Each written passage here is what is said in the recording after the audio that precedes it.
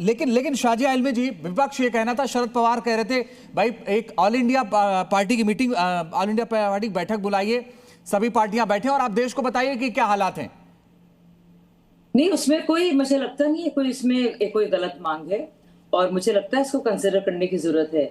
लेकिन आपने अभी भी सुना, हमारे मुख्तलिफ पार्टियों से अलग अलग पैनलिस्ट बैठे हैं और कोई एक विकल्प की बात नहीं कर रहा है। आपने समझा भी, जो अर्थशास्त्री बैठे हैं जो ऑयल कंपनीज को रिप्रेजेंट भी करते हैं, कि आप देखिए यूरोप, अमेरिका, यूके तक के हाल। हमने रूस यूक्रेन की बात की और red sea, strait of Hormuz की बात की। अब 85% क्रूड इंपोर्ट अगर होता है तो जाहिर सी बात है तेल महंगा होगा। फिर भी इसके अलावा आप देखिए इन्फ्लेशन और जगह से कम रहा। हमारा देश फास्टेस्ट ग्रोइंग मेजर इकोनॉमी अभी भी है। गरीबों को फ्री राशन अभी भी दिया जा रहा है। उज्ज्वला आप देखिए, डीबीटी ट्रांसफर्स अभी भी हो रहे हैं। आयुष्मान जैसी योजनाओं से बोलना चाह रहे हैं कुछ। कुशन मुझे बोलने दीजिए, मुझे खत्म करने दीजिए, जरूरी बात है ये। तो गरीब इससे बचे, अगर कोई भी दिक्कत हो उससे बचे, उनको बचाने के लिए अभी कंटिन्यूड है। विक्रम जी बोलिए, विक्रम जी बोलिए, आप बहुत देर से बोलना चाह रहे हैं, लेकिन शाजिया जी आप जवाब दीजिए। साजिया जी, मेरी बहन, आप मेरी बात सुनिए। ये वही प्रधानमंत्री साहब थे जो कहते थे बहुत हुई पेट्रोल डीजल की मार। इंटरनेशनल गॉस प्राइसिंग देखिए, डॉलर एक्सचेंज आप रेट देखिए, आप इंपोर्ट का कॉस्ट देखिए, इन सब पर असर होता है। और तो बहन, ये सब चीजें तो प्रधानमंत्री जी बहुत चीख चीख के करते रहे हैं। आप अगर पुराने बयान प्रधानमंत्री जी के आप देख लेंगी तो प्रधानमंत्री जी तो दूसरी सरकारों को पानी पी कर भरोसा करते थे। अगर वो घाटे में जाएंगी, प्रधानमंत्री जी अपनी करनी और कथनी में खुद फर्क नहीं देख पाते। और आप लोग बैठकर के पार्टी को बचाने की बात करती हैं, आप कभी जनता की हित की बात नहीं करती। साजिया बहन, आप भी जनता की तो दो बातें कर दीजिए ना। आप तो कंपनियों की बातें बहुत अच्छी लगती है।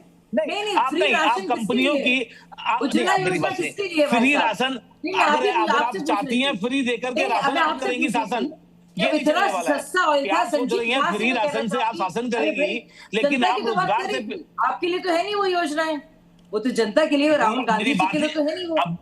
राहुल गांधी को समझिए, जिस प्रकार प्रियंका गांधी जी को किसको मिलता है? अपने सरकार अपना कुशल बहुत हुई महंगाई की मार, बहुत हुई डीजल पेट्रोल की मार। चलिए, लेकिन विक्रम लोहिया जी आप कोई सुझाव नहीं दे रहे हैं कि क्या होना चाहिए। हर्षवर्धन जी, मैं आपके पास एक बार फिर से आ रहा हूं।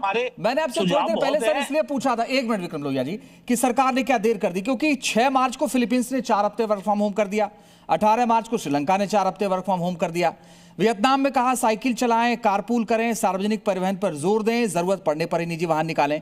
22 मार्च को स्लोवेनिया ने रोजाना 50 लीटर उस पर पाबंदी लगा दी। 7 मार्च को म्यांमार ने कदम उठाए, 10 मार्च को थाईलैंड ने उठाए, फिर 10 मार्च को ऑस्ट्रेलिया ने भी उठाए।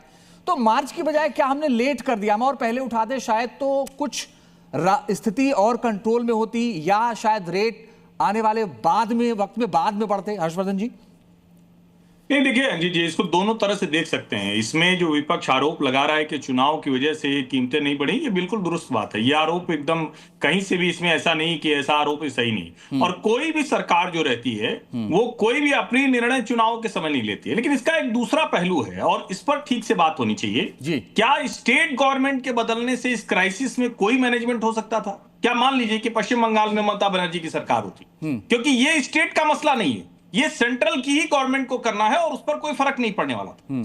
कितने समय तक आप उम्मीद लगाते हैं? सरकार या जो भी लोग इस क्राइसिस से जुड़े हुए हैं, उनको ये हो सकता है, ये अनुमान रहा हो, उनको बेनिफिट ऑफ डाउट ये दे सकते हैं कि भाई हम इतने समय में युद्ध समाप्त हो जाएगा, हम उसको मैनेज कर लेंगे, हमारी सप्लाई अगर दुरुस्त है तो हम उसको कंट्रोल कर पाएंगे। दुनिया के कई देशों ने तो राशनिंग शुरू कर दी, दुनिया के कई देशों में तो नहीं, उसमें कोई, मुझे लगता नहीं है कोई इसमें कोई गलत मांग है और मुझे लगता है इसको कंसिडर करने की जरूरत है।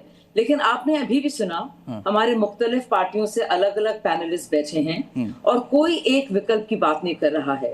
आपने समझा भी, जो अर्थशास्त्री बैठे हैं जो ऑयल कंपनीज को रिप्रेजेंट भी करते हैं, कि आप देखिए यूरोप, अमेरिका, यूके तक के हाल।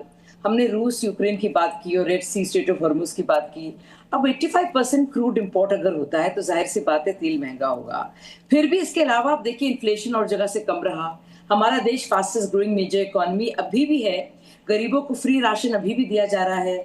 उज्ज्वला आप देखिए, डीबीटी ट्रांसफर्स अभी भी हो रहे हैं। आयुष्मान जैसी योजनाओं से बोलना चाह रहे हैं कुछ। कुशन मुझे बोलने दीजिए, मुझे खत्म करने दीजिए, जरूरी बात है ये। तो गरीब इससे बचे, अगर कोई भी दिक्कत हो उससे बचे, उनको बचाने के लिए अभी कंटिन्यूड है। विक्रम जी बोलिए, विक्रम जी बोलिए, आप बहुत देर से बोलना चाह रहे हैं, लेकिन शाजिया जी आप जवाब दीजिए। साजिया जी मेरी बहन, आप मेरी बात सुनिए। ये वही प्रधानमंत्री साहब थे जो कहते थे बहुत हुई पेट्रोल डीजल की मार। इंटरनेशनल कॉस्ट प्राइसिंग देखिए, डॉलर एक्सचेंज आप रेट देखिए, आप इंपोर्ट का कॉस्ट देखिए, इन सब पर असर होता है। और तो साजिया बहन ये सब चीजें तो प्रधानमंत्री जी बहुत चिक चिक के कहते रहे हैं। आप अगर पुराने बयान प्रधानमंत्री जी के आप देख लेंगी तो प्रधानमंत्री जी तो दूसरी सरकारों को पानी पी पी कर कोसा करते थे। वो घाटे में जाएंगे, प्रधानमंत्री जी अपनी करनी और कथनी में खुद फर्क नहीं देख पाते। और आप लोग बैठकर के पार्टी को बचाने की बात करती हैं, आप कभी जनता की हित की बात नहीं करती। साजिया बहन, आप भी जनता की तो दो बातें कर दीजिए ना। आप तो कंपनियों की बातें बहुत अच्छी लगती नहीं, आप कंपनियों की मेरी बात फ्री राशन, अगर आप चाहती हैं फ्री देकर के राशन आप करेंगी शासन, ये इतना सस्ता और इतना सोच रही है फ्री राशन से आप शासन करेगी, लेकिन आप रोजगार से आपके लिए तो है नहीं वो योजनाएं, वो तो जनता के लिए, राहुल गांधी जी के लिए तो है नहीं वो। राहुल गांधी को तो जिस प्रकार प्रियंका गांधी जी को किसको मिलता है? अपने सरकार अपना कुछ बहुत हुई महंगाई की मार, बहुत हुई डीजल पेट्रोल की मार।